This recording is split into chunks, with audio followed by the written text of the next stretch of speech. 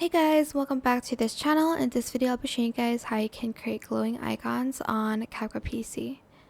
So what you're going to want to do is you're going to go to the effects section here and you're going to type in neon line or neon outline. Select it and add it to your page. I'll just make the canvas a different color here.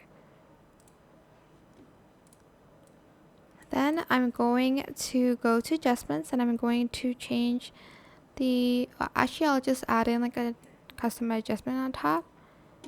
Turn down the saturation so you can change the color later. Then you can change, you can select any color that you want to. I'm just going to select this pink one. Go to video, go to blend mode, select linear burn. I'm just going to scale this up a little bit.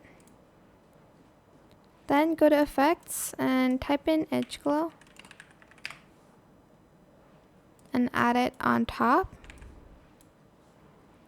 For more glow, you can also add an angel if you'd like to. And that is it, super simple. I hope it was helpful for you guys. Don't forget to like, comment, share.